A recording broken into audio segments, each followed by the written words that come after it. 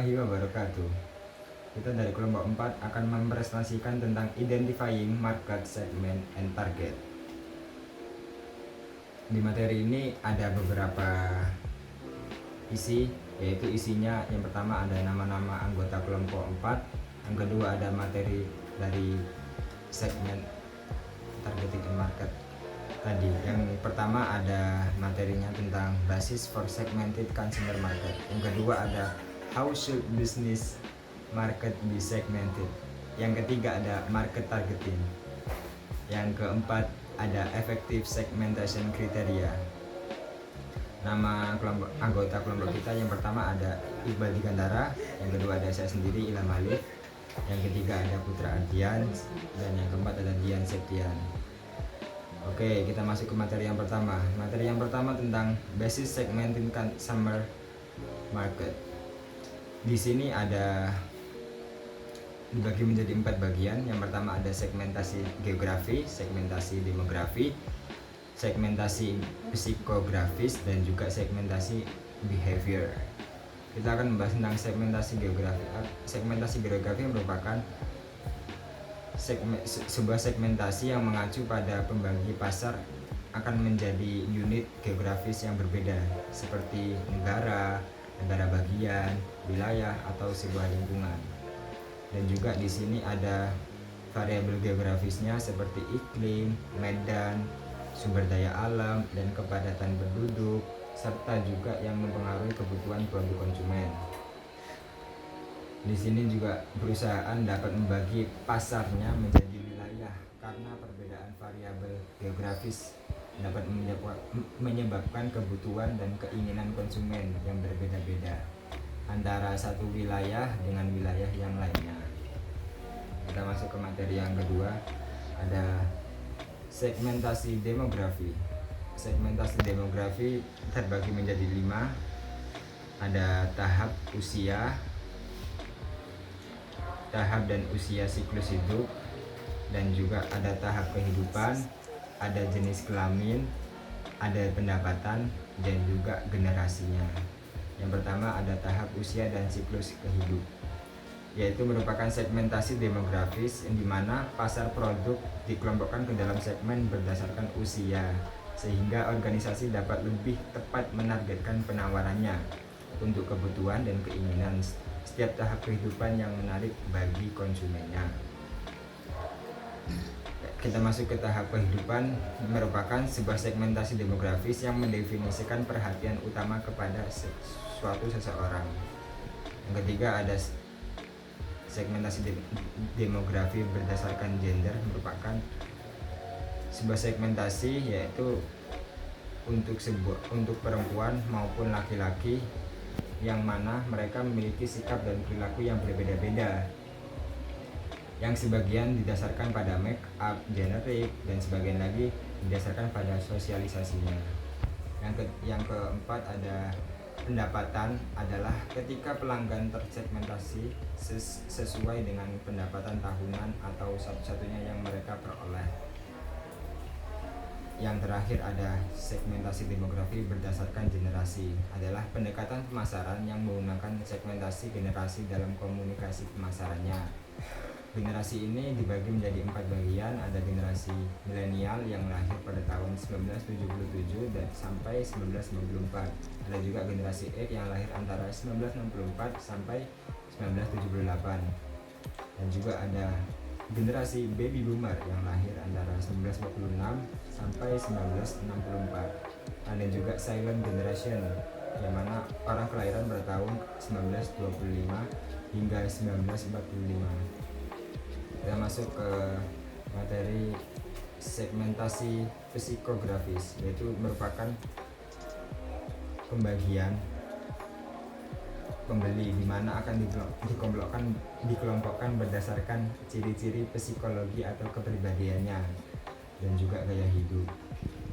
Psikografis ini sendiri adalah ilmu yang menggunakan psikologi dan demografi untuk lebih memahami konsumen, yang mana salah satu sistem klasifikasi yang paling populer yang tersedia secara komersial berdasarkan pengukuran psikografis adalah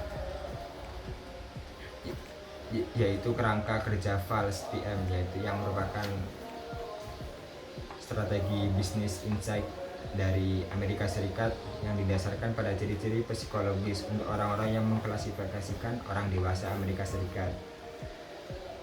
Nah, ini akan dibagi menjadi 8 kelompok utama berdasarkan tanggapan terhadap kuesioner yang telah ditampilkan kepada 4 demografi dan 35 pertanyaan sikap mereka.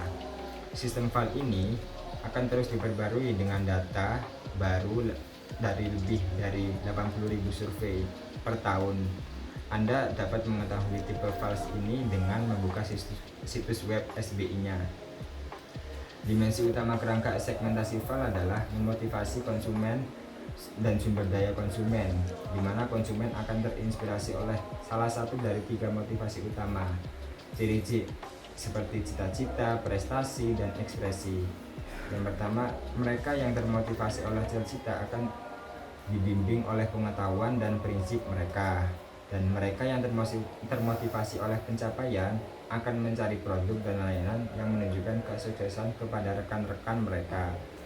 Yang ketiga, ada konsumen yang motivasinya dari ekspresi diri, yang mana mereka akan menginginkan aktivitas sosial atau fisik dan risiko. Ciri-ciri kepribadian seperti energi merupakan kepercayaan diri, intelektualisme, pencarian kebaruan, inovasi, impulsif, kepemimpinan, kesombongan, dan juga yang lainnya. Dalam hubungan ini, demografi akan menentukan sumber daya individu.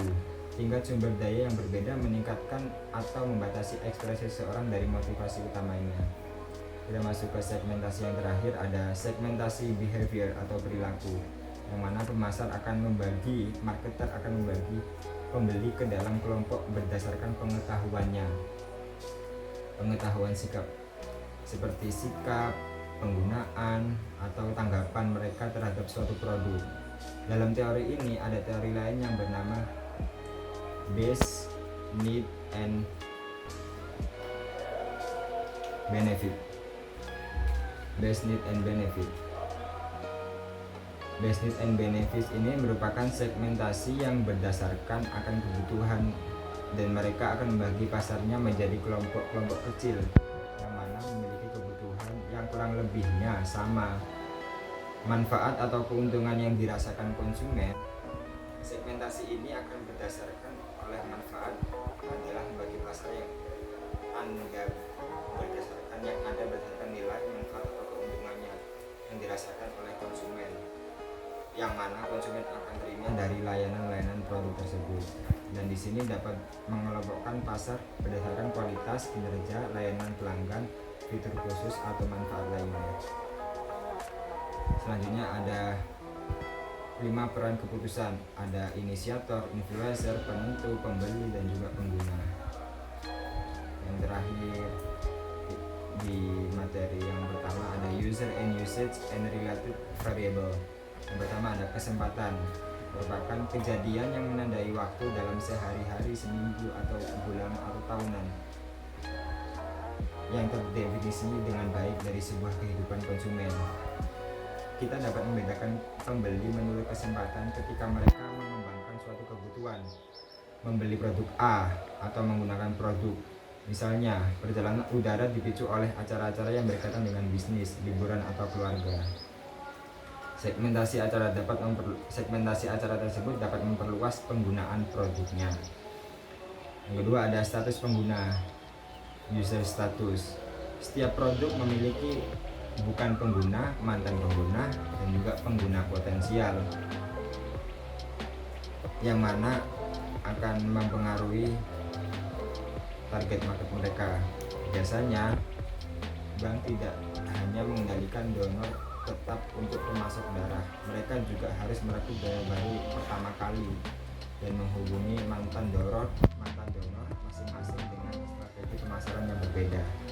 Itu adalah contoh dari kunci untuk menarik pengguna potensial atau bahkan mungkin bukan pengguna, untuk memahami alasan mereka tidak menggunakan produk tersebut atau hal tersebut.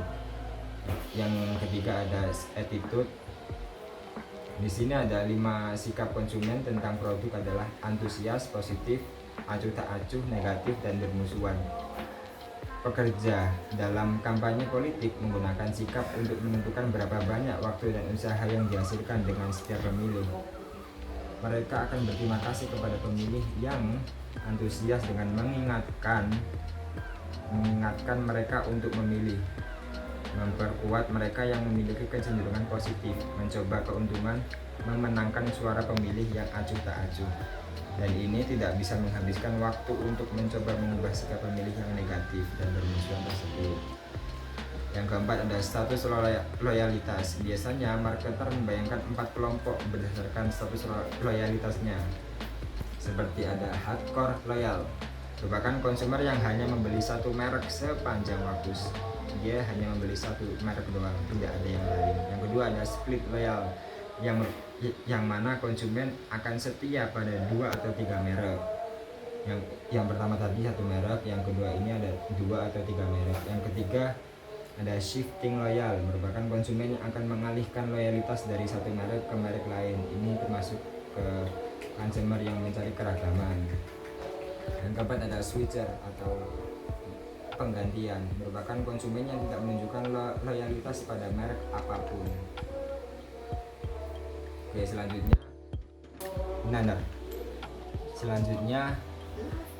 selanjutnya tingkat penggunaan. Di tingkat penggunaan ini kami dapat mengkelompokkan pasar menjadi pengguna produk ringan, sedang maupun berat. Pengguna berat biasanya sering sepotong kecil akan menyumbang persentase tinggi dari total konsumsi produk tersebut. Yang keenam ada tahap kesiapan pembeli, yang mana beberapa orang tidak mengetahui produk dan ada yang sadar, ada yang tidak sadar, ada yang tertarik dan juga ada yang tidak tertarik, dan ada yang berniat membeli dan juga ada yang tidak berniat membeli. Biasanya untuk membantu mengkriteriakan ini, orang yang berbeda-beda pada tahap ini akan baiknya mereka telah mengubah orang dari satu tahap ke tahap yang lainnya. Yang pertama dari tidak sadar ke yang sadar, dari yang sadar ke yang lebih intensif ke produk tersebut.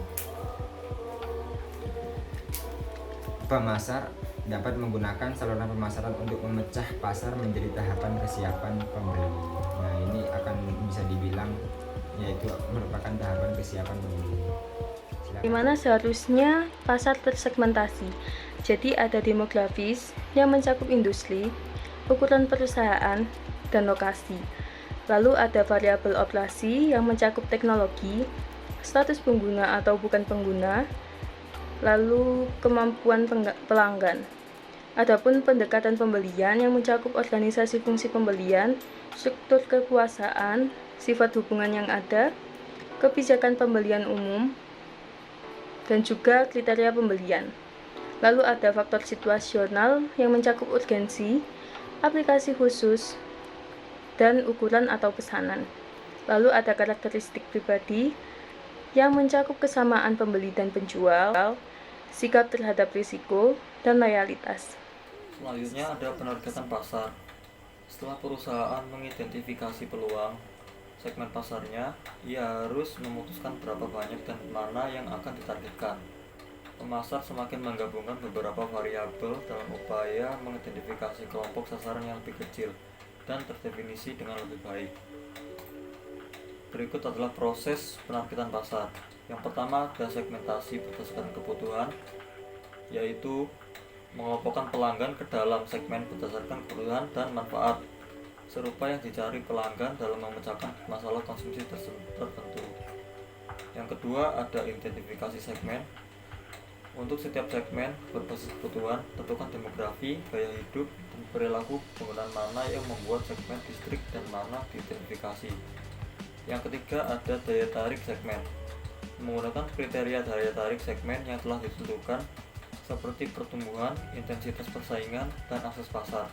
Menentukan daya tarik keseluruhan setiap segmen. Penentuan posisi segmen. Untuk setiap segmen, buat posisi nilai dan strategi penentuan posisi harga produk berdasarkan kebutuhan dan karakteristik pelanggan unit tersebut. Segmen profitability. Menentukan profitability segmen. Segmen acid test. membuat segmen storyboard untuk menguji daya tarik, strategi, positioning setiap segmen. Strategi bauran pemasaran memperluas strategi penentuan posisi segmen untuk memasukkan semua aspek bauran pemasaran produk, harga, promosi, dan harga. Selanjutnya ada kriteria segmentasi yang efektif. Ya, yang selanjutnya ada measurable atau terukur. Syarat yang pertama, berarti segmen pasar sudah seharusnya mampu membantu perusahaan dalam mengukur potensi, daya beli, serta alokasi sumber daya yang dibutuhkan dalam angka yang jelas. Tanpa adanya pemetakan yang terukur, pebisnis akan mengalami kesulitan untuk memasarkan produk. Bentuk kecil dari syarat measurable adalah potensi produk fashion di kalangan perempuan. Segmentasi dapat mengukur berapa kira-kira potensi keberhasilan produk tersebut, seberapa besar daya beli konsumen perempuan yang menjadi target, dan seberapa banyak alokasi sumber daya yang dibutuhkan untuk mewujudkan produk yang sesuai dengan kebutuhan pasar. Terus yang selanjutnya ada kedua, yaitu substansial atau banyak. Sebuah segmentasi sudah seharusnya logis dan potensinya cukup besar agar dapat menghasilkan keuntungan. Strategi semacam ini merupakan langkah penting sebab meskipun kita telah mengantongi karakteristik dan kebutuhan pasar, semua akan sia-sia tanpa adanya pemetakan pasar yang logis dan substansial. Tujuan pebisnis bukan hanya tentang apakah produknya akan dikenal, tapi juga akan melayani kebutuhan pasar target dan mendatangkan keuntungan berdasarkan strategi pemetakan pasar yang telah dijalankan. Yang selanjutnya adalah dapat diakses atau dicapai. Ketika menerapkan pemetakan pasar, tentukan poin-poin penting yang nantinya menjadi target strategis. Agar hasilnya sesuai, pastikan target tersebut masuk akal dan dapat diakses. Karena sebaik apapun pemetakan pasar disiapkan, jika target tidak bisa diakses dan mustahil untuk dicapai, hasil pun kurang maksimal. Yang selanjutnya ada dapat dibedakan. Syarat ini seharusnya segmentasi pasar adalah mudah untuk dibedakan dengan jelas. Ini alasan saat melakukan pemetakan pasar sebaiknya kita memilih pasar heterogen dengan target luas dan jumlah konsumen cukup banyak. Strategi semacam ini biasanya berpotensi mendatangkan keuntungan yang cukup besar. Selain itu, perbedaan akan membuat penerapan strategi ini lebih mudah. Pasalnya, kita tahu di mana letak target, berapa jumlahnya, dan bagaimana cara menguasai target tersebut karena perbedaan terlihat mencolok. Yang terakhir ada actionable atau dapat dilayani, yang artinya segmen ini merupakan segmen yang dapat dijangkau atau dilayani dengan sumber daya yang dimiliki. Selanjutnya ada evaluasi dan memilih segmen pasar. Yang pertama ada cakupan penuh pasar. Strategi pasar ini dilakukan dengan cara melayani setiap spektrum pasar dengan menjual produk-produk yang terdiferensiasi kepada segmen-segmen yang berbeda. Adapun tujuannya itu untuk memenangkan persaingan dari produk-produk yang sudah ada di pasar. Oleh karena itu, strategi ini banyak dipakai oleh perusahaan-perusahaan yang berskala sangat besar. Yang kedua ada konsentrasi segmen tunggal. Strategi ini biasanya dijalankan oleh bisnis yang baru atau kecil.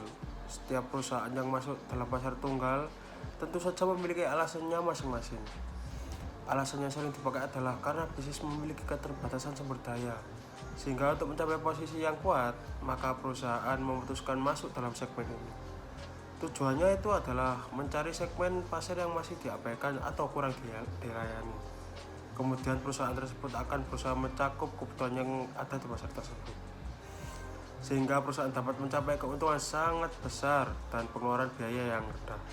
Apabila itu semuanya berhasil, perusahaan akan mendapatkan reputasi yang baik di mata masyarakat.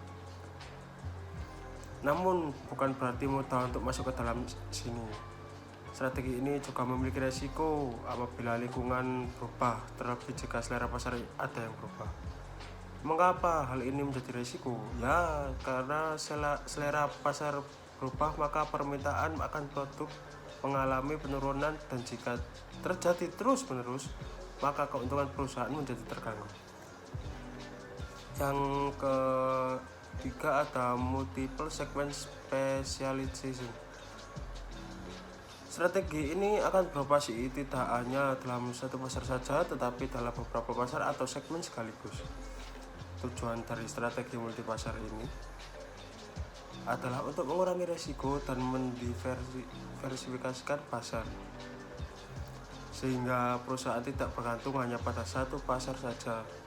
Dengan begitu, jika terdapat resiko atau masalah dalam satu segmen, operasi perusahaan tidak akan terganggu. Dan yang terakhir ada pemasaran individu. Pemasaran individu atau perorangan disebut juga pemasaran sesuai pesanan atau pemasaran satu lawan satu.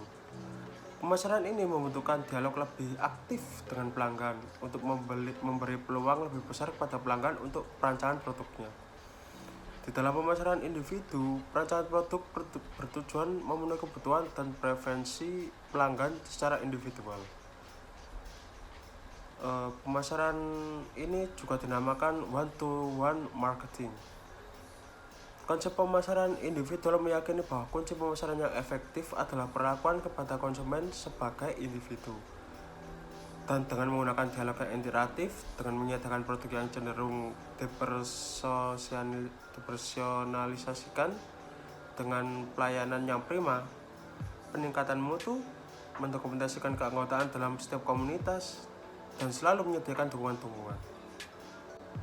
Dan yang selanjutnya ada ancaman-ancaman yang harus kita ketahui, yaitu ancaman persaingan segmen yang intens. Itu yang pertama, segmen tertentu menjadi banyak tidak menarik jika ia telah memiliki pesaing yang banyak, kuat, atau agresif.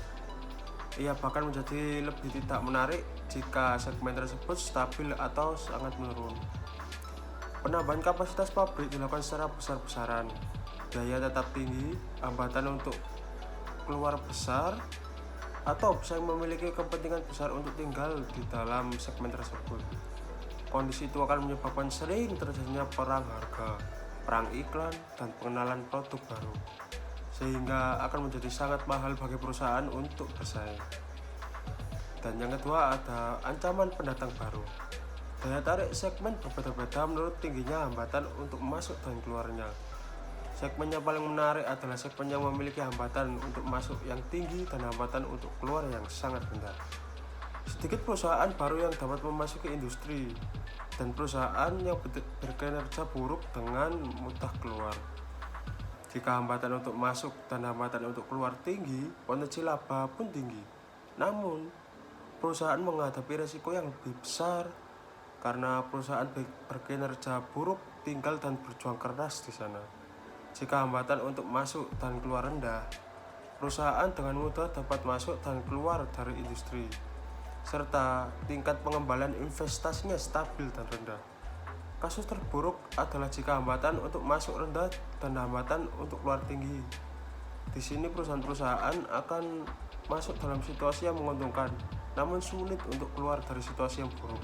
Akibatnya adalah terjadinya kelebihan kapasitas yang kronis dan penurunan harga yang penghasil bagi semua pihak. Yang nomor 3 ada ancaman produk pengganti. Segmen tertentu menjadi tidak menarik jika terdapat substitusi produk yang aktual atau potensial. Substitusi membatasi harga dan laba. Perusahaan harus memantau secara dekat tren harga produk substitusi. Jika kemajuan teknologi atau persaingan meningkat di industri substitusi tersebut, harga dan laba dalam segmen tersebut cenderung akan menurun. Yang keempat ada ancaman pembeli yang meningkat daya tawar. Segmen tertentu menjadi tidak menarik jika pembeli memiliki kekuatan posisi tawar yang kuat atau semakin meningkat. Kekuatan posisi tawar para pembeli berkembang jika mereka lebih terkonsentrasi atau terorganisasi. Produk tersebut merupakan bagian yang signifikan dari biaya pembeli. Produk tersebut tidak terdiferensiasi, biaya perpindahan ke pemasok atau produk lain rendah, pembeli peka terhadap harga karena laba yang rendah, atau pembeli dapat melakukan integrasi ke hulu. Untuk melindungi diri mereka, para penjual dapat memilih pembeli yang memiliki kekuatan posisi tawar yang paling rendah atau yang sulit menghadapi pemasok. Pertahanan yang lebih baik adalah mengembangkan tawaran unggul yang tidak dapat ditolak oleh para pembeli yang kuat. Dan yang terakhir, yang kelima, ancaman para penjual yang meningkatkan daya tawar. Segmen tertentu menjadi tidak menarik. Para pemasok perusahaan mampu menaikkan harga atau mengurangi kuantitas yang mereka pasok. Para pemasok cenderung menjadi kuat jika mereka terkonsentrasi atau terorganisasi. Terdapat sedikit substitusi, produk yang dimasuk merupakan input yang penting, biaya per media pemasok sangat tinggi, dan pemasok dapat melakukan integrasi ke hilir. Pertahanan terbaik adalah membangun hubungan menang dengan para pemasok atau memakai berbagai sumber pasokan. Sekian dari kelompok 4. Terima kasih. Assalamualaikum warahmatullahi wabarakatuh.